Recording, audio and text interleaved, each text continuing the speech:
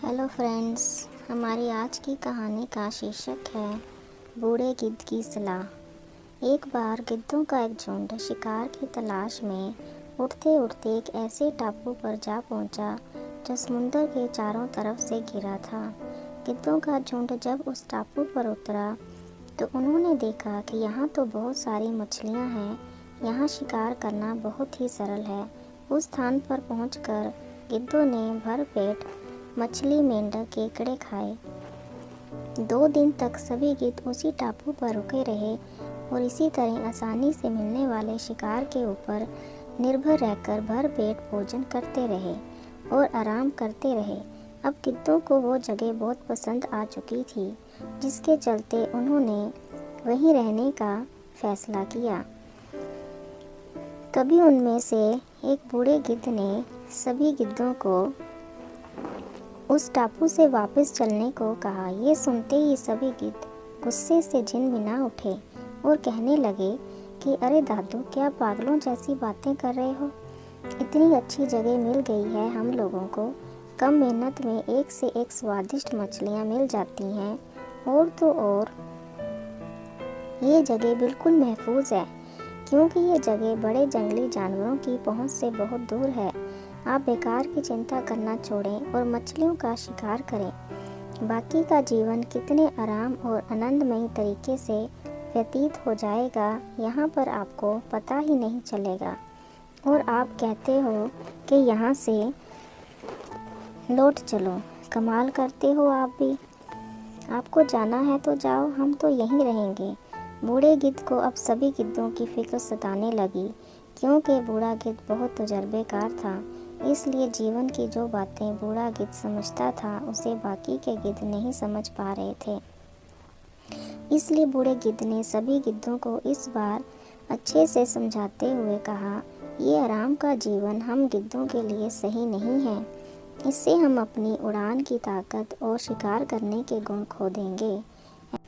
ऐसा जीवन भविष्य में परेशानियां लेकर आएगा।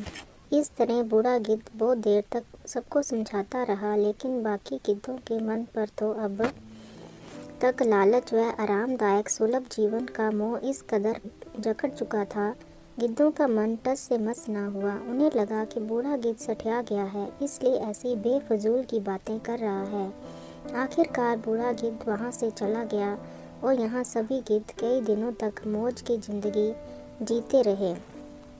1 साल बाद बूढ़े गिद्ध को अपने गिद्ध दोस्तों से मिलने की तीव्र इच्छा हुई, इसलिए बाकी गिद्धों का हाल चाल लेने के लिए जब वो बूढ़ा गिद्ध उस टापू पर पहुंचा, तो वहाँ का नज़ारा तो बहुत खौफनाक और डरा देने वाला था।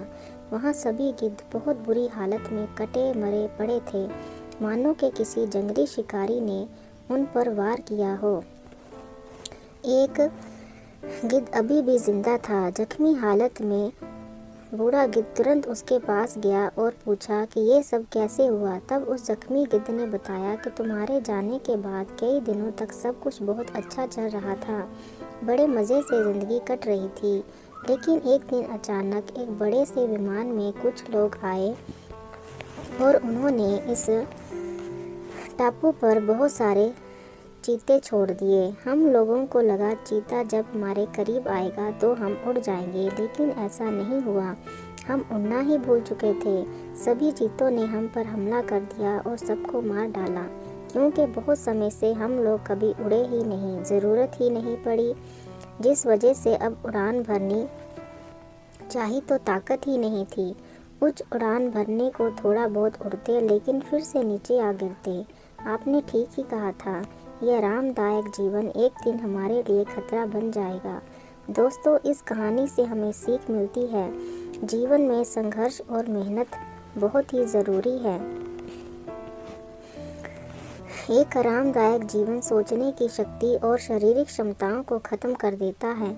हमेशा लगातार मेहनत करते रहना चाहिए। यदि मेहनत करना बंद कर देंगे तो शरीर और किस्मत दोनों खराब हो जाएगी। अक्सर कंफर्ट जोन में जाने के बाद उससे बाहर आ पाना मुश्किल होता है।